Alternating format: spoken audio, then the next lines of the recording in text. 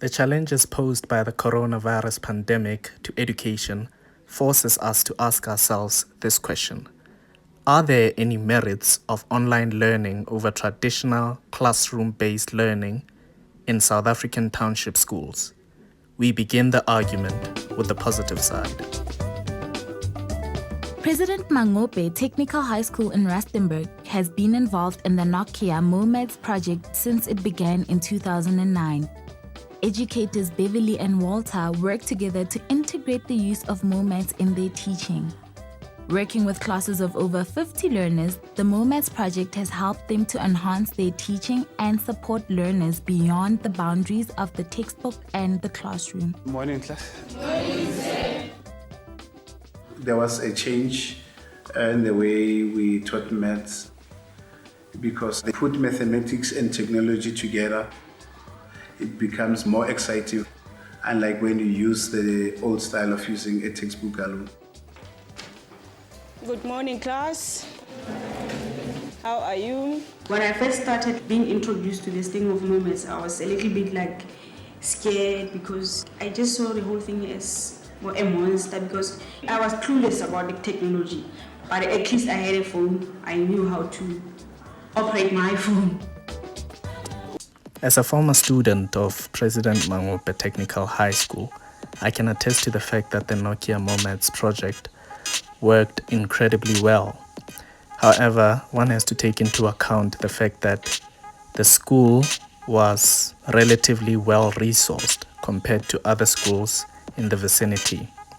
Thus, how would a differently positioned school function? Right, in the meantime, you can log on to MOMEDS topic 15, coordinates geometry.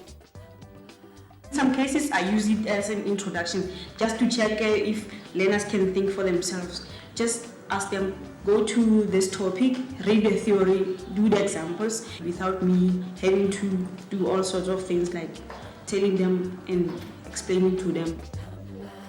As a teacher, I normally use my laptop. With the laptop, I'm able to monitor the performance of the learners.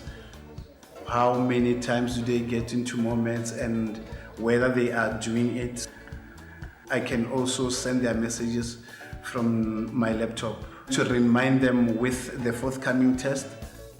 Again, the other thing that we used to do last year with moments during the strike, we're able to communicate with the learners and then giving them exercises to do while they were at home and while we're not coming to school. Looking at the performance of the learners, I can check through all their marks and I'm able to spot topics that I need to go back and revise with the learner, and as well as topics that learners are excellent on. You can easily spot them. The kit that we bring along in the class is called the Mobi kit. It's a set of 10 Nokia phones. The learners who don't have the cell phones, we normally borrow. So even students who didn't have devices were able to participate because of the presence of the Mobi kit. But one has to think about the fact that there are schools which do not enjoy the luxury of being sponsored. How do they fare and do they reach the same feat? In the rural enclave of Xhoga, matric pupil Mzamo Noboba lives with his grandmother. For him, education underpins future success. But the lockdown is wreaking havoc with his studies. Like last year, our high school was 86%. So in this situation, I can't see that we can exceed that 86%, but we are going to fall behind that 86%, of which that the reason is that it's because of this online learning.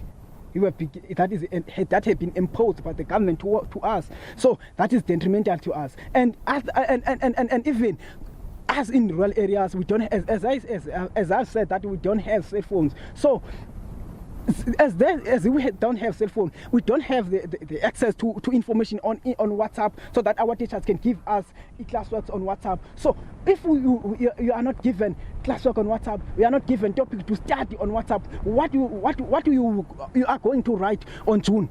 Nothing. That is a decimal failure. All of this, it goes straight to decimal fail. Tertiary students are in a similar predicament. In using the slides to study, I'm using my cell phone, and it's very difficult. It is indeed very difficult for rural schools to keep up, and it's worth noting that these challenges are widespread.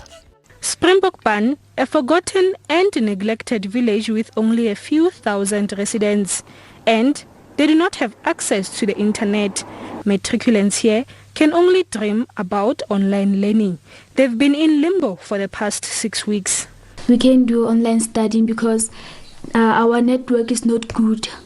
So again, we don't have laptops and computers. This coronavirus thing, COVID-19, really affect us because we can't do things alone. We need a teacher to tell us if we are wrong or correct. Most of us, we don't have money to buy data. So like we have been given research for LO.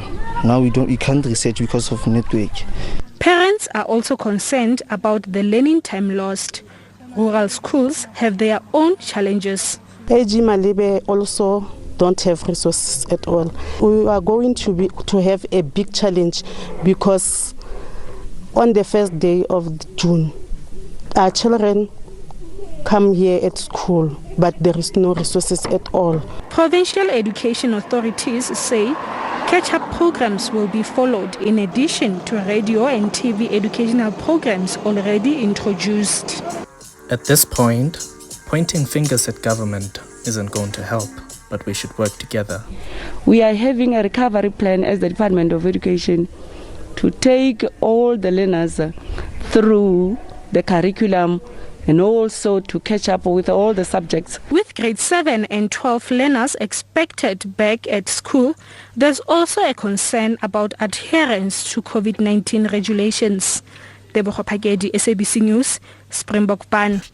So, here's the conclusion. Yes, there are merits to online learning over traditional classroom-based learning. However, one also has to account for the fact that there are demerits of online learning, and in order to circumvent them, we have to work together.